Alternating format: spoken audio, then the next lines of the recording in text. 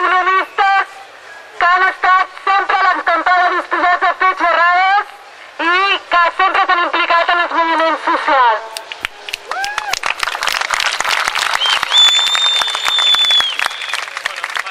Després de la xerrada de l'Arcadi i la Miren, tindrem 4 comissions que ens vindran a explicar el seu treball fet.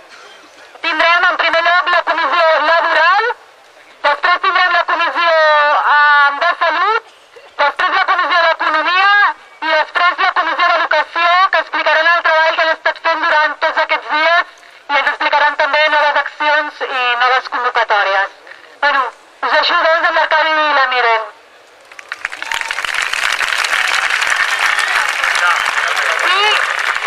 Això queda fatal, que m'ho deixi, i la comissió d'immigració també estarà amb nosaltres i bueno, seran xerrades més o menys els continguts 10 minuts i l'Arcadi i la Miren seran, m'ha dit que intentaran fer uns 45 minuts entre els dos. A part d'això, després obrirem un petit debat i un torn de paraules.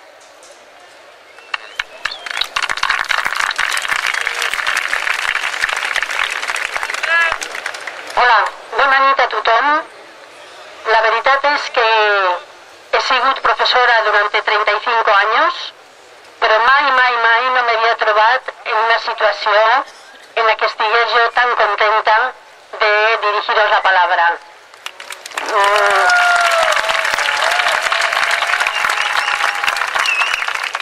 Es una profundísima satisfacción el poder estar aquí con vosotros, sintiéndome, espero, una más entre todo este trabajo. Hay una economista famosa que se llamaba Joan Robinson, que también era bastante crítica, que decía que había sido profesora durante 35 años enseñando economía, pero que no estaba segura de haberse ganado la vida honradamente. Creo que tenía bastante razón. Yo también he tenido muchas dudas sobre lo que supone enseñar economía, pero esta noche espero que todos nosotros estemos contentos porque desde luego no tengo dudas sobre el valor de lo que yo pueda hacer. Muchas gracias por estar aquí.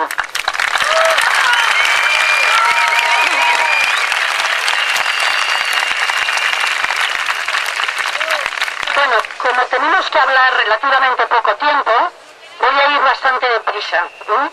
Todos nosotros sabemos que vivimos en el capitalismo y que el capitalismo, en lo fundamental y lo que mueve y guía el capitalismo, es obtener beneficios para el beneficio de los capitalistas. Y los capitalistas consideran que si ellos obtienen beneficios, todo irá bien.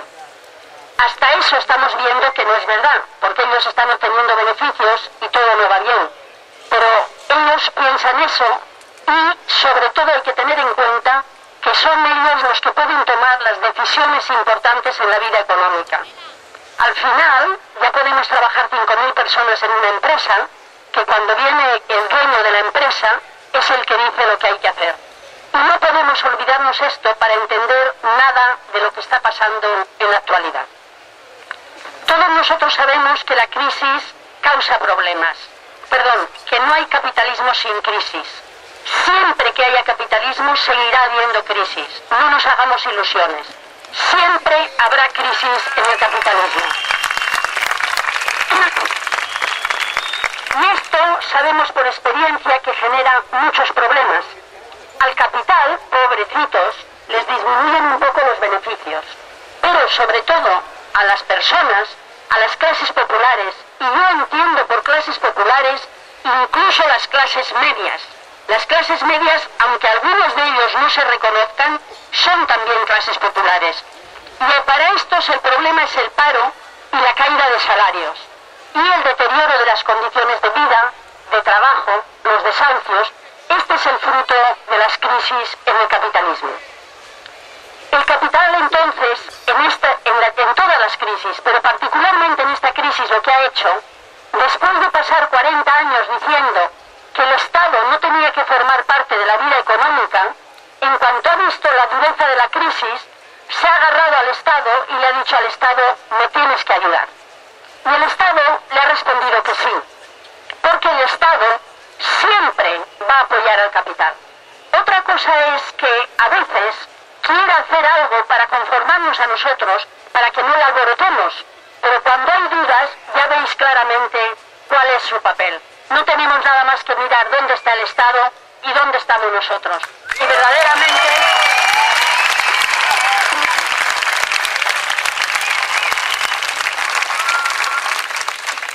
El Estado entonces acudió rápidamente a salvar a los bancos y al capital financiero, proporcionando ayudas enormes a los bancos de todo el mundo desarrollado, sobre todo también en el Estado español, y de forma que también la Unión Europea, a través del Banco Central Europeo, ha prestado cantidades enormes de dinero a los bancos. También han dado dinero a algunas grandes industrias. Han tenido también que pagar los subsidios de paro. No es que les haga mucha gracia, pero han tenido que pagar esos subsidios, y esos subsidios también, como hay tantísimos parados, la cantidad de paro que tienen que pagar es muy importante. Entonces, entre el dinero que están dando a los sistemas financieros, a los bancos, a las compañías de seguros, a las cajas de ahorros, y el dinero que tienen que dar a los parados, que es muchísimo menos, lo que está pasando es que los gastos del Estado han aumentado muy fuertemente. Los gastos han crecido, no podía ser de otra manera. Frente a eso, los ingresos del Estado han disminuido. ¿Por qué han disminuido los ingresos del Estado? Por dos razones principales. Una, porque la crisis hace que se frene la economía, que frene la actividad económica, que haya menos trabajo, que haya menos actividad, que haya menos ventas. Entonces, recaudan menos impuestos. El Estado solo vive de los impuestos de la población. Y cuando hay crisis, disminuyen los impuestos que el Estado recibe. Por ese lado han disminuido los impuestos. Pero hay el otro lado, que es mucho más importante y que no nos cuentan y que no nos dicen, que es que el Estado ha ido disminuyendo los impuestos de los más ricos desde hace más de 20 años. Es decir,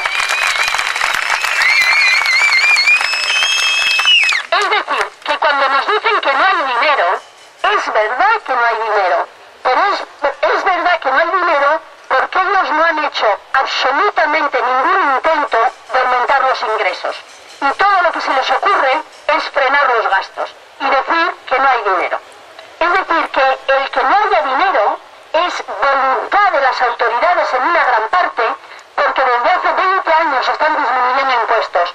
Y los últimos años, como cobraban bastante dinero por la construcción, se cobraban bastantes impuestos por la construcción, se dedicaron a bajar todavía más los impuestos.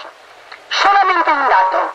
Cuando se hizo la transición en este país, el IRPF, que es el impuesto que pagas por lo que ingresas, el IRPF para los más ricos tenía que pagar al año el 56% de los ingresos, es decir, un poco más que la mitad. Ahora, en una situación de crisis, pagan el 43%, es decir, han bajado 13% los impuestos de los más ricos. No solamente en el IRPF, sino que han ido bajando los impuestos. Por ejemplo, ha desaparecido el impuesto del patrimonio, ha desaparecido el impuesto de sucesiones. Tuvieron la poca vergüenza hace 4 días, literalmente, de quitar el impuesto de sucesiones, lo poco que quedaba, porque el gobierno anterior ya había quitado los anteriores. Es decir, hay además los grandes fondos de inversiones y los grandes fondos de los muy ricos que hacen las sociedades de inversión, que prácticamente no pagan impuestos. Así que cuando nos digan que no hay dinero, es verdad que los gastos han aumentado, no se puede decir lo contrario, pero los ingresos podían haber aumentado mucho más de lo que han aumentado. Y ahí está el meollo de la cuestión. No hay dinero porque no han querido aumentar los ingresos.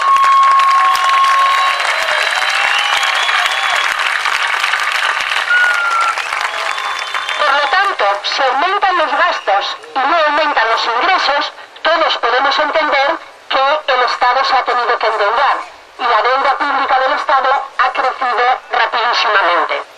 Y por lo tanto, nos dicen ahora que hay que pagar esa deuda. Pero cuidado, porque esa deuda no es toda la deuda. La deuda pública es un 60% aproximadamente de lo que se produce en un año. y es bastante, pero es uno de los países que la tiene más baja de toda Europa. Uno de los países que la tiene más baja. Entonces, ¿por qué tanta historia? Porque lo que tiene España fortísima es la deuda privada. Es decir, la deuda de las empresas y de los bancos que se han ido endeudando, apoyándose en el euro y debiendo más dinero desde el punto de vista privado. Pero en el capitalismo lo que sucede es que cuando se debe dinero al exterior, le hacen responsable al gobierno de esa deuda.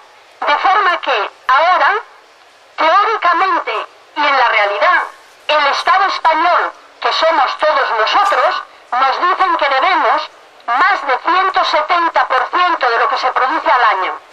Y de ese 170%, 60 es público, pero 110 es privado. Es decir, es de los bancos y de las empresas. Entonces,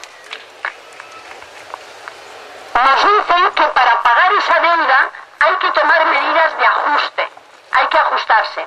Bueno, desde mayo del 2010, no solamente el gobierno español, todos los gobiernos de la Unión Europea y particularmente los gobiernos de los 4 países de la periferia europea, Grecia, Irlanda, Portugal y nosotros, estamos sometidos a una serie de medidas que nos dicen que son necesarias para pagar la deuda.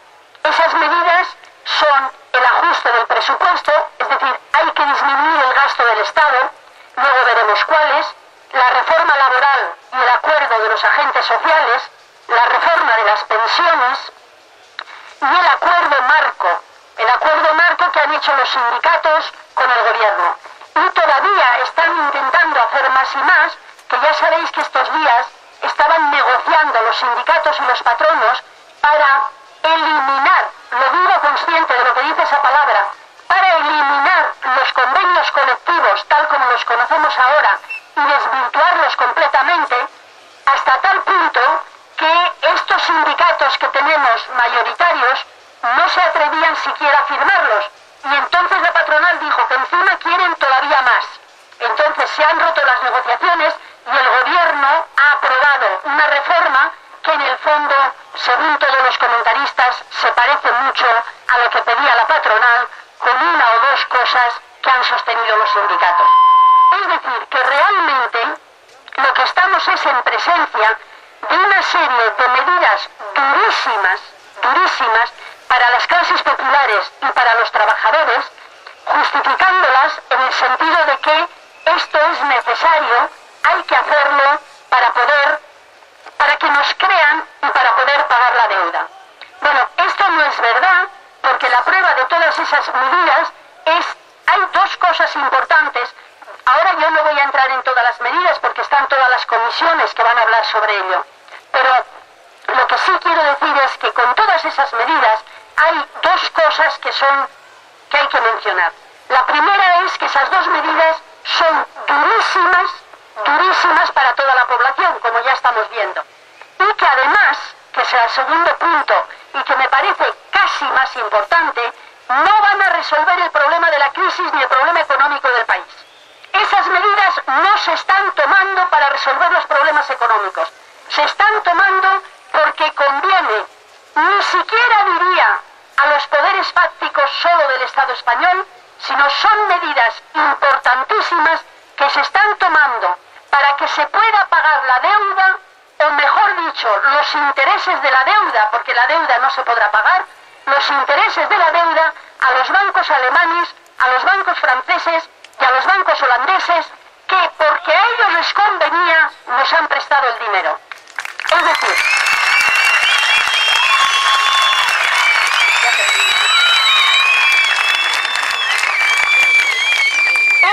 que todas las medidas que se están poniendo en práctica en este país solo están sirviendo para, no sé cómo, porque verdaderamente ni se entiende casi, pero para poder recuperar el dinero esos bancos y esas instituciones que nos han prestado el dinero, pero no para resolver ninguno de los problemas. Y quisiera mencionar muy brevemente para terminar el papel de la Unión Europea. La Unión Europea está muy preocupada porque ella misma nos sale de la crisis. Cuando nos dicen que Alemania está muy bien, bueno, Alemania está mejor que nosotros, por supuesto. Los que con 5 millones de parados, de los que peores estamos somos nosotros. Pero, de todas formas, Europa tampoco está saliendo de la crisis. Y entonces tienen miedo de que se les hunda el euro. Porque ellos necesitan el euro para sus negocios. El euro es una moneda fuerte, muy importante para los negocios. Entonces, están tomando cartas en el asunto muy serias y han reunido un fondo de 750.000 millones de euros. Imaginaros la de ceros que eso debe tener en pesetas, por ejemplo, para los que somos mayores, que realmente es un pastón. Que dicen que ese dinero lo van a usar para que nosotros, nuestros países, paguemos nuestra deuda. Yo no sé si vosotros le debéis dinero a alguno en el extranjero, pero dicen que es nuestra deuda. Entonces,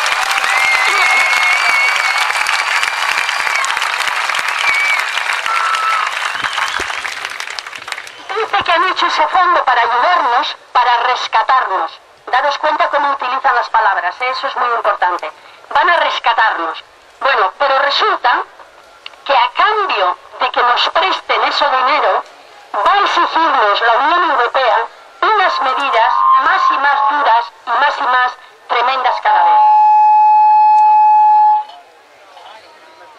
Entre ellas, solo voy a mencionar 2 o 3, simplemente para hacernos idea de una cosa, para explicar que esta lucha no se acaba nunca, que están aprovechándose de la circunstancia de la crisis para pegar un golpe tremendo en las condiciones de vida y los derechos sociales de las clases populares, pero que no se van a parar, que no van a aprobar mañana las retalladas y estar ya de acuerdo, sino que cuando aprueben estas retalladas harán otras, y harán otras, y harán otras.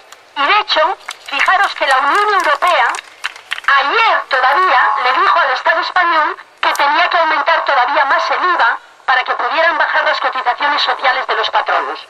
Es decir, que la Unión Europea está apretándonos durísimamente, sobre todo porque está exigiendo, no pide, exige, que los salarios no se actualicen con el IPC, sino según la productividad, que como la productividad la miden ellos como la miden y la calculan como la calculan, siempre va por debajo del IPC, así que nuestros salarios se deterioran seriamente. Están exigiendo que antes de aprobar el presupuesto, porque este es del año 2011, pero el del 2012 del Estado español, primero tiene que ir a Bruselas para que Bruselas apruebe el presupuesto y una vez que Bruselas haya aprobado, podrá aprobar Madrid. ¿Os imagináis entonces dónde está nuestra soberanía? Entonces, el presupuesto se va a tener que aprobar así y además quieren que se ponga en la Constitución que no se puede tener déficit público. Una vez puesto en la Constitución, eso es mucho más duro. Solo hay una pequeña ventaja, que Zapatero y el gobierno español, y el PP todavía menos, no quieren oír hablar de cambiar la Constitución. Pero entonces la Unión Europea se ha inventado y ha dicho, bueno, haremos una ley marco. O sea, que cuando quieren, tienen todas las soluciones en la mano. Por eso no creáis nunca que no hay nada que hacer. Siempre hay soluciones técnicas.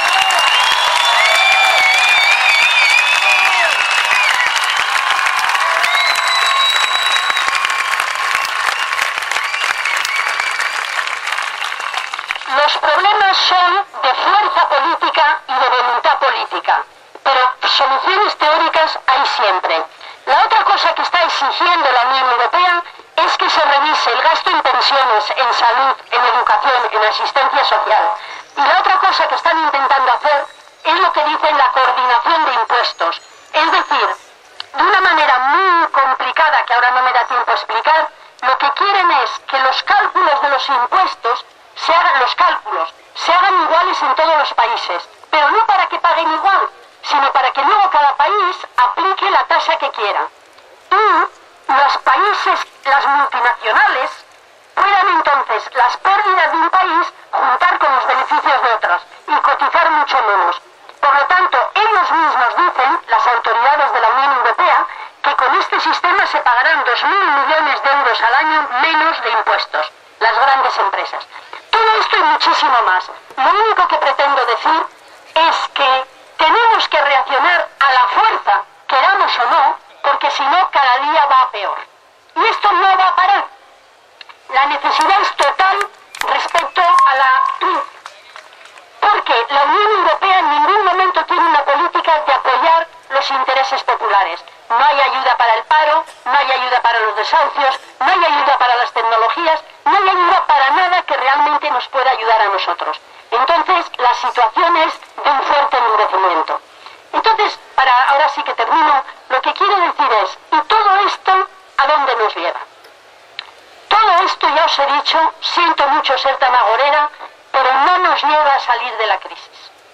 Están saliendo de la crisis el capital, están saliendo de la crisis las empresas. Ya habéis visto los beneficios de Telefónica y los de otras muchas empresas grandes. Pero lo que están planteándose es conseguir salir ellos de la crisis a través de aplastar y deteriorar todavía más las condiciones de vida, de trabajo, los derechos sociales y los derechos democráticos de las clases populares.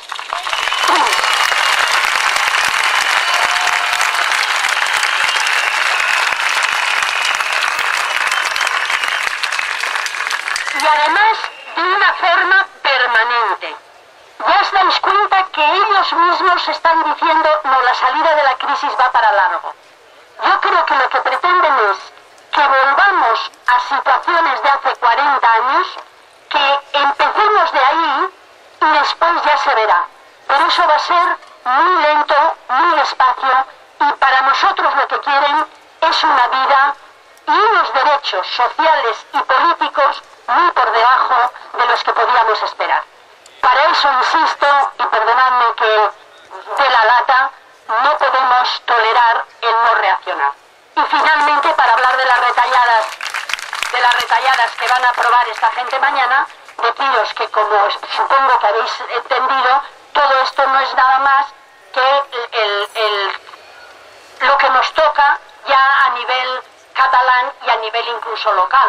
Porque una de las cosas que van a recortar enormemente es el apoyo a los ayuntamientos. Y los ayuntamientos que ya antes no tenían dinero, ahora con menos apoyo, ya me iréis a contar lo que va a pasar. Entonces, las retalladas por un lado, y esa ley omnibus, que no sé si sabéis que es una ley de 500 y pico artículos, 300 y pico páginas, pero una gran parte de ellos todo lo que dicen es queda eliminado, queda eliminado, queda eliminado. Quiere decir que quedan eliminados derechos que tampoco eran tan brillantes, pero que se habían ido adquiriendo a lo largo de los años. No nos queda entonces nada más remedio que luchar, no nos queda más remedio que ponernos de pie y decir, no pasarán. Gracias.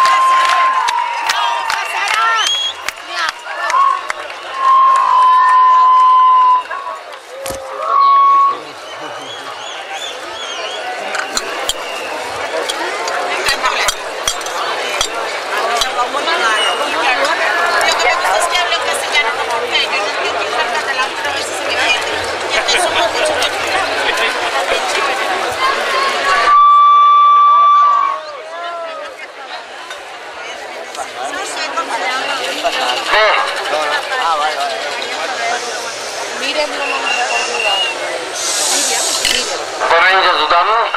Veritablement, això és impressionant. És impressionant. Ens hauria de posar neguitosos a tots, almenys a la Miren i a mi. Jo no estic neguitós perquè la Miren era la meva mestra i la meva mare espiritual. I per tant, doncs, estic ben acompanyat. Molt ben acompanyat.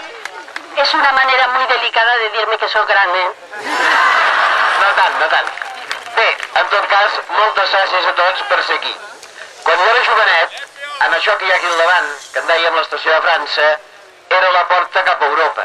Era la porta porta cap a la llibertat, era la porta cap a la justícia, era la porta cap a la sortida del franquisme.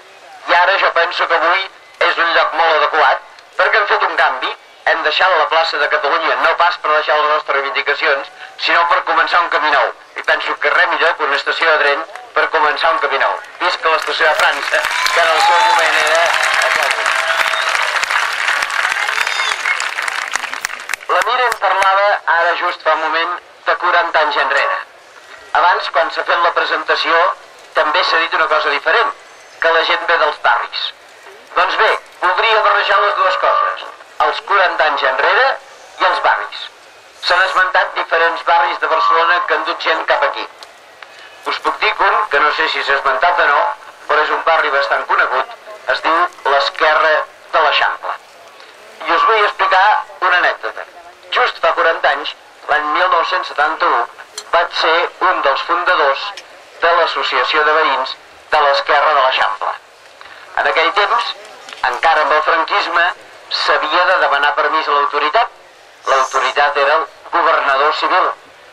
El governador civil de Barcelona en aquell moment era un senyor, un franquista acèrrim, que es deia Rodolfo Martín Villa, el qual posteriorment va ser president d'una empresa completament impresentable que es diu Endesa i més endavant president d'una altra empresa que es diu Sogecable. Quan varen presentar els nostres estatuts de l'Associació de Veïns de l'Esquerra de l'Eixample al senyor Martín Villa, el senyor Martín Villa ens ho va prohibir. I quan li varen preguntar que per què ens ho prohibia, si els estatuts no eren correctes, ens va dir no, a mí de ustedes no me preocupan los estatutos, me preocupa el nombre, porque ustedes se llaman de la izquierda, i no els deixaré aprovar. Ja veieu com anaven les coses fa 40 anys. Va dir, canvien el nombre i se l'aprovaré.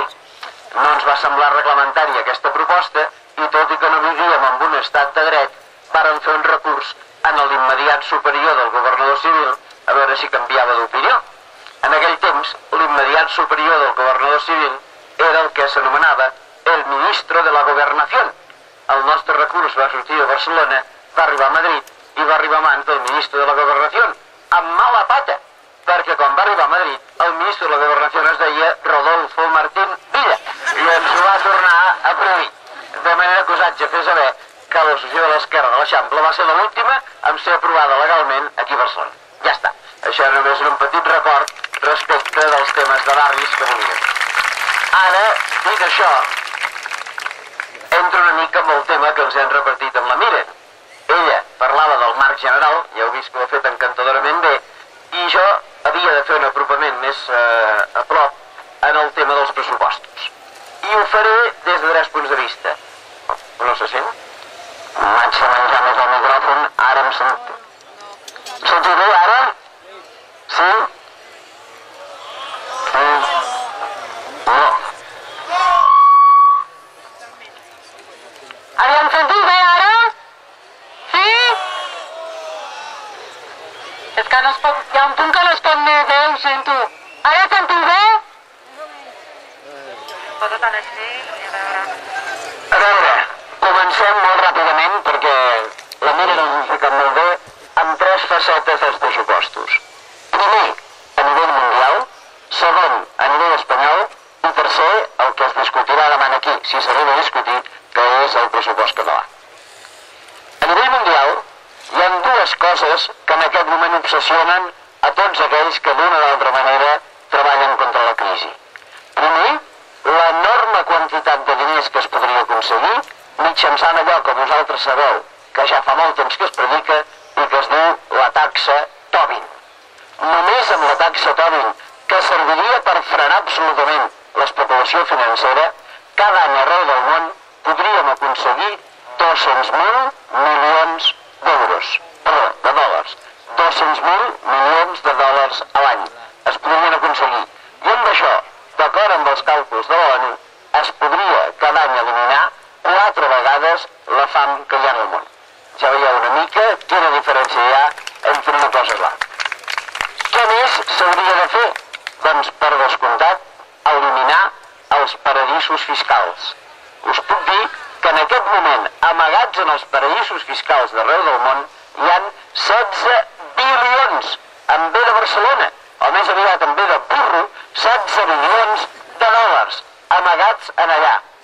I un diari que tots coneixeu i que us diu El País, no fa gaire temps ens deia: los grandes bancos españoles disponen de múltiples sucursales en paraísos fiscales en los que se dedican sistemáticamente al blanqueo de dinero procedente de la droga. Ja veieu com està la cosa amb los grandes bancos espanyoles. Aquesta és una altra qüestió.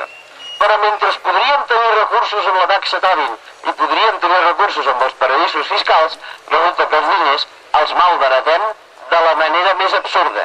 I per descomptat, la manera més absurda, no hi ha cap tipus de dubte, és la despesa militar mundial.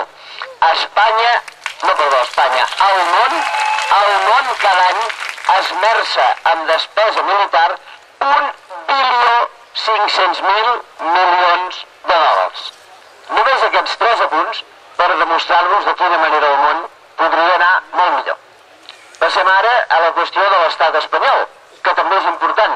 No farem un repàs de tots els impostos, perquè seria massa, però permeteu-me dir almenys 3 coses. Primera, la Miner acaba de parlar d'aquesta famosa paraula rescat. Jo no sé si sabeu que hi ha un país que l'any passat va ser rescatat. Es diu Grècia. Espanya va haver de portar diners al rescat de Grècia. Teòricament els han de tornar. Quan va portar Espanya al rescat de Grècia? 10.000 milions d'euros. Què són 10.000 milions d'euros? Exactament la mateixa quantitat que el govern Zapatero ha estalviat aquest any al no pujar les pensions, al rebaixar el sou dels funcionaris, al reduir la cooperació al desenvolupament, al treure el xequerero, al treure sobretot doncs aquells 424 euros de les declaracions de renda. Tot això exactament suposa 10.000 milions d'euros. En Zapatero s'ho podia haver estalviat si no haguéssim anat a salvar l'euro a Grècia. I encara, si això hagués anat a favor dels grecs, jo ho entendria, però no ha anat als grecs. Això ha anat a Grècia, ho va haver 24 hores, i l'endemà aquests diners van sortir, com abans ens deia que miren, de Grècia immediatament cap a França i cap a Alemanya, on Grècia devia diners, perquè el govern grec havia comprat multitud d'armes a empreses d'Alemanya i empreses de França. Això és impresentable, això no es pot fer, i això s'ha fet i s'ha de dir. Què més? Una altra despesa important que ha fet l'estat espanyol. 3.400 milions d'euros, aportant-nos aquí, aportant-nos a la Caja de Castilla-La Manxa. Evidentment, teòricament també els han de tornar, però mai ningú els torna. Què va passar a la Caja de Castilla-La Manxa? Doncs que senzillament vam tenir un forat extraordinari, i si el govern espanyol no posava diners, la gent no hauria cobrat els talons que haguessin presentat. Per què la Caja de Castilla-La Manxa va arribar a aquesta situació? Doncs segons ens explicava el diari, primer, perquè els seus directius donaven crèdit a ells mateixos i no els tornaven. I en segon lloc, perquè van fer una enorme inversió en la construcció d'un aeroport a Ciutat Real amb el que terra un avió al dia i és absolutament ruïnós. I qui eren les ments privilegiades que dirigien la Caja de Castilla-La Manxa, que ens ha costat 3.400 milions d'euros? I us ho dic ben clarament, 3.400 milions d'euros són 3 vegades més que el que el govern espanyol aquest any ha estalviat al no pujar les pensions. Les pensions haurien pogut pujar 3 vegades si no haguessin donat diners a la Caja de Castilla-La Manxa. I què va passar? Qui dirigia la Caja de Castilla-La Manxa?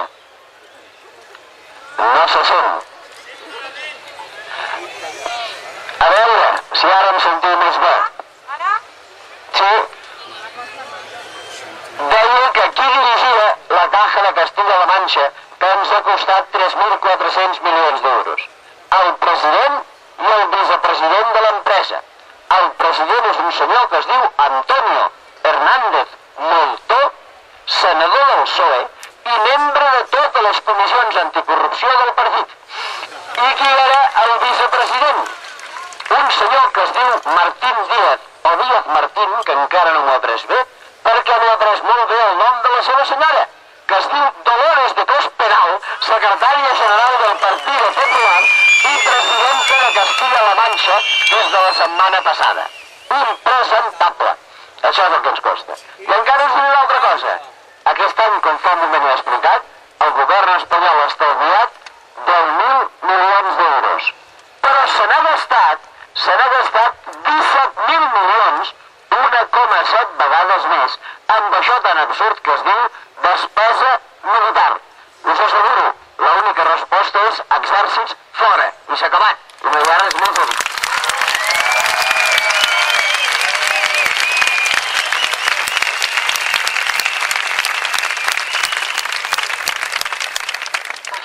El govern, dues coses. El govern espanyol, ara estic a l'etapa d'Espanya, per recuperar diners hauria de fer, per una banda, i s'ha dit molt bé, i la mira no explicat clarament, una pujada d'impostos. No es pot rebaixar els impostos com s'han rebaixat fins ara. Què més hauria de fer? Doncs, evidentment, no permetre el frau fiscal.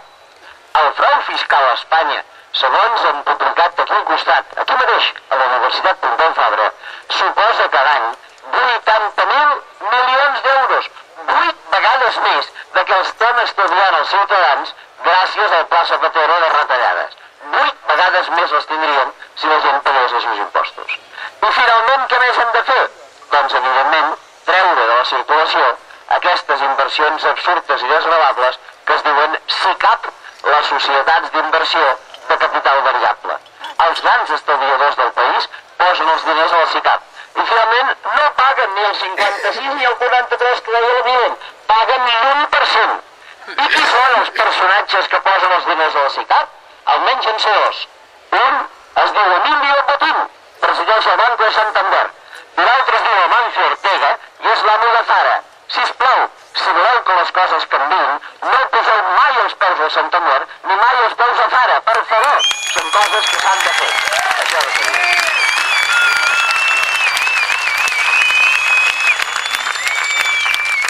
I finalment, per no allargar-me gaire, anem també a què s'hauria de fer a Catalunya. Primer, una cosa que ningú ha dit. Cap dels tres governs, ni el de Convergència, ni el tripartit, ni el nou de Convergència, sembla que tingui el més mínim interès en fer allò que fa molts anys es va dir que es faria i que no s'ha fet, que és el concert econòmic. Si volen tenir diners, Catalunya ha de tenir disponibilitat dels seus impostos com tenen a Euskadi i com tenen a Navarra en aquest moment. No perquè no siguem solidaris, hem de ser solidaris, però hem de tenir la llibertat de triar la nostra solidaritat. I per tant hem d'escollir els nostres impostos. I aquesta és la primera cosa que se li pot dir al senyor Mas, que si vol tenir diners, que reclami el concert econòmic. I després què més pot fer el senyor Mas? Doncs home, buscar per una banda més ingressos i buscar per l'altra banda menys despeses. M'he estat repassant, per tant en això, però estigueu tranquils que no us ho explicaré tot, els racons d'on podrien sortir diners. Primer, evidentment, sé que la gent no li agrada, i menys en aquest mes de juny en què s'ha de pagar l'impost sobre la renda, però s'han d'augmentar els trams més alts de l'impost sobre la renda, no s'han de rebaixar. I la Generalitat té dret a augmentar els trams autonòmics, i això s'ha de fer. Si el senyor Mas vol tenir més diners, que els hi treguin aquells que més diners tenen, i així els tindrà. Què més es pot fer? Doncs mireu, encara que sigui una petita partida, l'he estat descobert preparant això. Hi ha un impost a Catalunya que es diu impost sobre les grans superfícies comercials. Les grans superfícies comercials no haurien d'existir, són una aberració. I el que paguin impostos i que paguin el triple d'impostos els que haurien de pagar només faltaria. I d'aquesta manera tindrien alguns diners. Què més podríem treure? Doncs ho ha dit molt bé l'Emilent. Per què hem tret l'impost de successions, que l'any passat va devengar 250 milions d'euros, quan el senyor Mas diu que totes les rebaixades són fruit d'un diner que no ens arriben a Madrid de 1.100 milions d'euros. Miri, una quarta part ja els tindríem l'impost de successions. D'on més es podrien treure diners? De l'impost de transmissions patrimonials, que ja puja 700 milions, només doblant-lo, això és aquells que compren ara en cases, el notari, per entendre's, i els impostos que venen després de la notaria. Per què no doblar-los aquests impostos? Es fa que es podria fer. Què més? L'impost sobre donacions. El risc que es volen treure finques de sobre, per no vendre-se'ls les donen. Però això hauria de pagar impostos, només faltaria. També es poden treure diners d'aquí. D'on més es podrien treure? D'actes jurídics documentats. D'on més es podrien treure? Doncs de l'impost específic sobre la benzina. Sé que la paguem cara, però més car l'haurien de pagar per no esgotar el petroli i no esgotar els recursos de la naturalesa. Són coses que hem de començar a veure. Hi ha recursos suficients si els volem. No cal que ens retallin. I, evidentment, pel que fa a les retallades, hi ha coses que no es poden tocar mai. I es diuen ensenyament i es diuen sanitat. Mai de la vida tocar ensenyament, mai de la vida tocar sanitat. Són dues coses que hem de tenir ben presents. En canvi, per què no? Es poden tocar moltes coses, sense anar més lluny. Els cotxes oficials. Demà hi haurà aquí una corrua de cotxes oficials. Suposo que la veureu. Si és que us obliguen a separar-los per deixar-los entrar. Doncs mireu, cotxes oficials. L'altre dia, un senyor que ara malauradament ha perdut les eleccions a Reus, que era l'antic alcalde, va dir, escolta, i per què no es breixen el circuit de Montmeló, que costa milions i milions, només perquè l'Alonso i uns quants més amb una jaqueta vermella, presidit pel senyor Botín, poden anar a veure espectacles que són depriments. També s'hauria de fer això. Hi ha moltes despeses que podríem treure. I, evidentment, tocar lo bàsic, que és habitatge, que és sanitat, que és serveis socials, són coses que no es poden fer. Ara, evidentment, amb una xerrada amb tanta gent i amb aquestes dificultats sonores, no es poden dir masses coses. Però, evidentment, s'han de dir que totes aquestes coses les anirem proposant, que ara durant l'estiu treballarem fort. Avui a l'estació de França, demà si cal a Montjuïc, demà passat en un petit poblet, i anirem extenent una capil·laritat forta, perquè tot això que ara creiem aquí, milers de persones, les creguin moltes més. Que canviem una opinió pública que s'ha de canviar, perquè deixeu-nos estar. Som molts, però som una minoria. Perquè si no mireu els resultats de les eleccions generals i veureu com van votar amb uns partits que fan just el contrari del que nosaltres estem demanant aquí. Hem de fer molta pedagogia política. I aquest estiu, que tot a poc viu, l'hem de destinar a fer pedagogia política. I quan l'hagin fet tot l'estiu, a totes les places, a tots els racons, a tots els llocs que calgui fer, aleshores seguro que podrem tenir allò que m'agradaria molt tenir i que espero que tots tinguem. I que en castellà es diu un otoño caliente. I efectivament amb això tirarem endavant. Gràcies.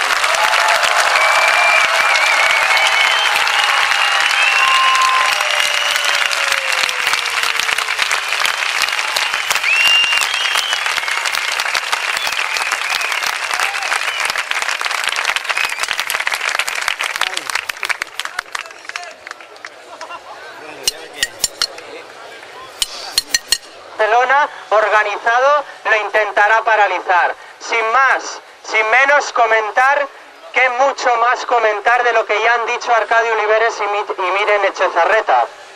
Si bien, si nos miramos todos y todas aquí presentes, a cada uno, a todos aquellos amigos y amigas familiares, ¿cuántas situaciones conocemos de personas que están en el paro? Yo soy una de ellas. De esos 5 millones de parados, oficialmente, la realidad sabemos que es mucho más cruda y que las mentiras estadísticas intentan esconder una tasa de paro mucho más elevada.